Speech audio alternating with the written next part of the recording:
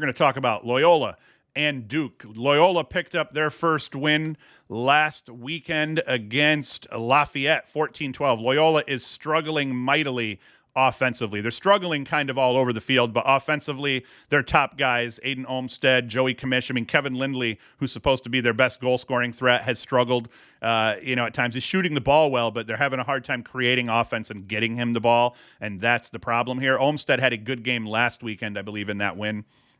But definite edge goes to Duke. Dyson Williams here, 34 points. Sean Lully, 31 points, starting to figure it out in Durham. Brennan O'Neill, 29 points. You just look at it. Nikai Montgomery, look at the depth and the balance that this Duke offense, for whatever Duke has been early in this season, you look at the depth that they're getting in terms of scoring all the way down to the point where a guy like Joe Robertson is their sixth leading scorer, and Aiden Denenza is behind him. They have an Owen Caputa.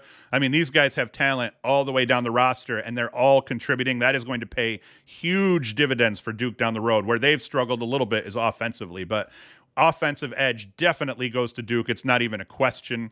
In terms of the goalie battle, it's been just a nightmare defensively and in cage for Loyola overall. Sam Schaefer's been rough. Luke Stott has been rough.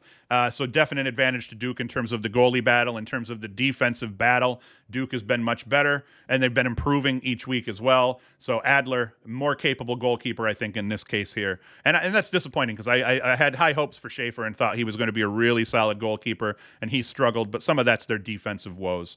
Now we get into the faceoff dot.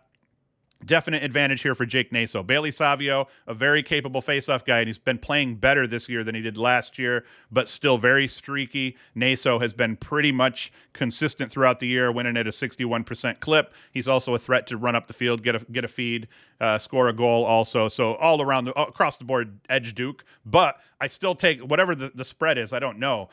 With Duke in these weekday games as well, this is a Saturday game. I would still take Loyola to hang more than you would think they would, considering they're 1-4. Duke is 7-2. Now Duke's got more experience under the belt, playing their 10th game versus Loyola playing their 6th game.